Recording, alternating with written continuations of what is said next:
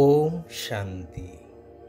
मुक्तिदाता मुक्तेश्वर प्रभु निराकार शिव पितांकर मुक्ति आउ जीवन मुक्ति पाइबार श्रेष्ठ पुरुषार्थ करुथिबा गुणवान आत्मिक संतान मानंकु ईश्वरीय शुभ अभिनंदन जणाई आजिर प्रभु चिंतनर आसर को समस्तंकु स्वागत जनाउछि। रामायणर कथा समस्ते जानिछन्ति। जेतेबेले रामचंद्र पितृसत्य पालन करी सीतांक सह वनवासरे बाहरिले सेतेबेले अन्य भाई माने मध्य तांको सह वनकु जिबा पई बाहरिले, परंतु रामचंद्र समस्तंकु एथिरु निवृत्त कराइले बुझासुझा करी। हेले लक्ष्मण को साथीरे नेबा पई राजी होई गले एवं नेले मध्य, जिए कि संपूर्ण वनवास काल रे आहार एवं निद्रा त्याग करिथिले। यह शास्त्र रे उल्लेख अछि। यह पछर रहस्य को बुझाई शास्त्र रे मध्य यह उल्लेख अछि कि रावणर महापराक्रमी पुत्र मेघनाद, जिए कि इंद्रजीत नाम विख्यात तपस्या बल रे बर पाइथिला कि ताकू केही परास्त करि परिबे नाही, मात्र जिए 14 वर्ष काल निद्रा आउ आहार त्याग करिथिबो तांकरी हातरे तार मृत्यु होई परिबो। राम रावण लड़ाई चलिला। रावणर पुत्र माने जन जन होई निहत हेउथांती। क्रोधान्वित इंद्रजित युद्ध भूमि को आसी प्रबल भाव युद्ध करने को लगिला। रामचंद्र को मध्य व्यतिव्यस्त करि पकाइला, परंतु शेषरे लक्ष्मण हाथ रे ही इंद्रजित निहत हैला। एठारे लक्ष्याख्य करा जाई पारे कि मर्यादा पुरुषोत्तम अमाप दैवी शक्तिर अधिकारी रामचंद्र से मध्य पछघुंचा देले एवं निद्राजित लक्ष्मण को तार सामना करिवा पाई पठाइले, जे कि इंद्रजित को बद्ध करिवारे सफल हेले।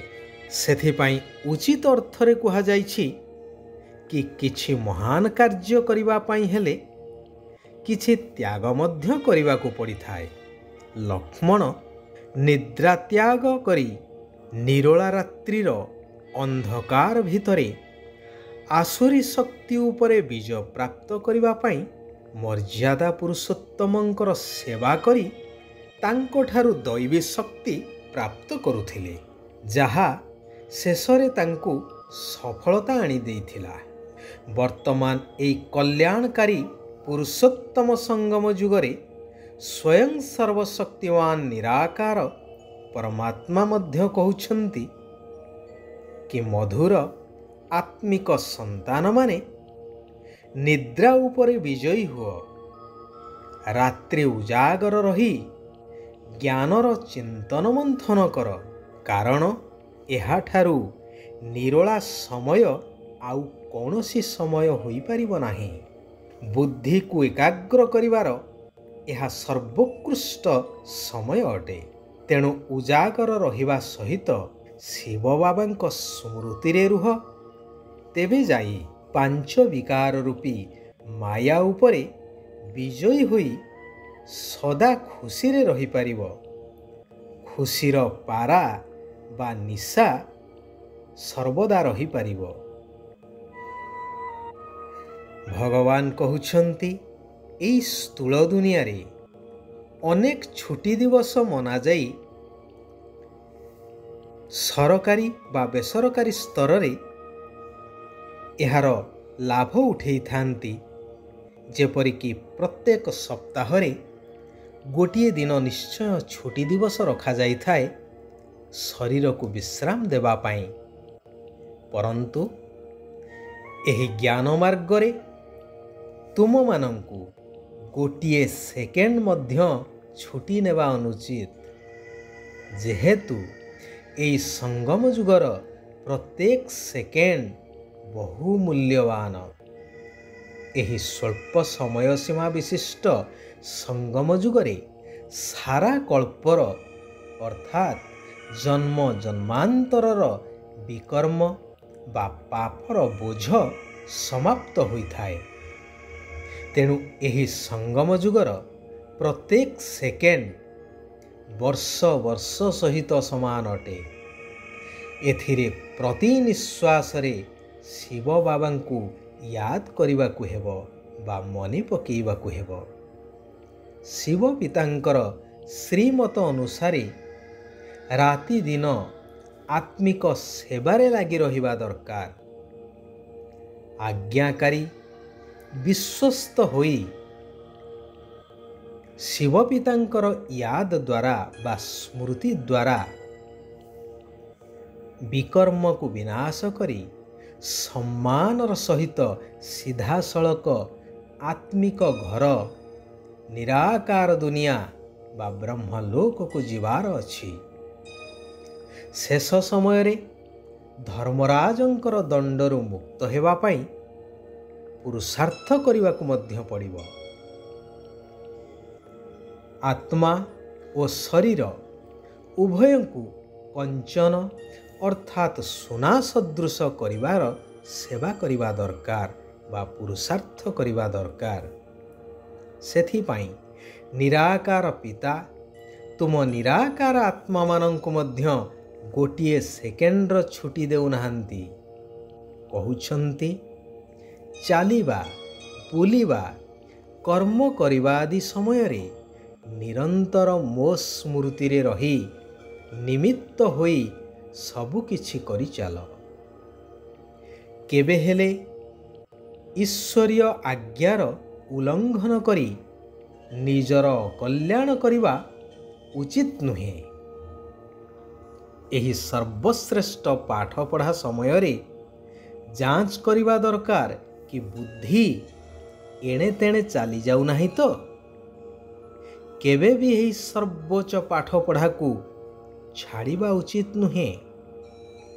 ସୃଷ୍ଟିର ଏହି ଅନ୍ତିମ ସମୟରେ ପାଞ୍ଚ ବିକାର ରୂପୀ ମାୟା ମଧ୍ୟ ଶକ୍ତିଶାଳୀ ହୋଇ ଲଢ଼େଇ କରିବ, ଭୀଷଣ ଭାବରେ ନିଜ ଆଡ଼କୁ ଆକର୍ଷିତ କରିବ। ତେଣୁ ମାୟାର ଏହି ଲଢ଼େଇରେ ବିଜୟୀ ହେବା ଦରକାର।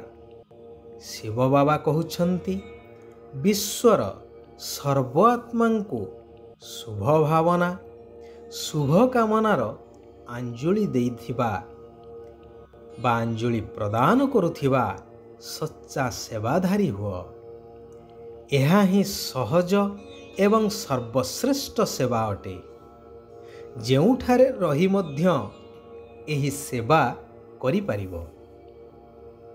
କେହି କିପରି ବି ହେଇଥାଉ, କେହି ଗାଳି ମଧ୍ୟ ଦେଇଥାଉ, ତେବେ ବି ତୁମେ ସେମାନଙ୍କୁ ନିଜର ଦିବ୍ୟ ଗୁଣର ଭଣ୍ଡାରରୁ ଶୁଭ ଭାବନା, ଶୁଭ କାମନାର ଆଞ୍ଜଳି ନିଶ୍ଚିନ୍ତ ଦିଅ। ତେବେ କୁହାଯିବ ସଚ୍ଚା ସେବାଧାରୀ। ପବିତ୍ରତା ହିଁ ବ୍ରାହ୍ମଣ ଜୀବନର ମୁଖ୍ୟ ଆଧାର। ଏହାକୁ କେବେ ହେଲେ ଛାଡ଼ିବା ଅନୁଚିତ। କୁହାଯାଏ ନା, ଧରତୀ ପରିଏ ପର ଧର୍ମ ନା ଛୋଡ଼ିଏ। ଆତ୍ମାର ସ୍ୱଧର୍ମ ଶାନ୍ତ ଏବଂ ନିଜସ୍ୱ ଘର ପବିତ୍ର ଧାମ ପିତା ହେଉଛନ୍ତି ପବିତ୍ରତାର ସାଗର। ଆମର ଆଦି ସ୍ୱରୂପ ମଧ୍ୟ ପବିତ୍ର ଦୈବୀ ସ୍ୱରୂପ। ସେଥିପାଇଁ କିଛି ବି ହେଇଯାଉ, ଏହି ପବିତ୍ରତାର ଧର୍ମକୁ କେବେ ମଧ୍ୟ ଛାଡ଼ିବା ଅନୁଚିତ। ଆଚ୍ଛା, ଆଜି ପାଇଁ ଏଇଠାରେ ଆମେମାନେ ବିରାମ ନେବା। ଆସନ୍ତାକାଲି ପୁନଶ୍ଚ ଆମେମାନେ ଏକତ୍ରିତ ହୋଇ ସେହି କଲ୍ୟାଣକାରୀ ପରମାତ୍ମାଙ୍କର ଆଉ କିଛି କଲ୍ୟାଣକାରୀ ମହାବାକ୍ୟକୁ ଶ୍ରବଣ କରିବା, ନିଜ ଜୀବନରେ ଧାରଣ କରି ନିଜର ତଥା ସାରା ବିଶ୍ୱର କଲ୍ୟାଣ କରିଚାଲିବା। ଓମ୍ ଶାନ୍ତି, ଓମ୍ ଶାନ୍ତି, ଓମ୍ ଶାନ୍ତି।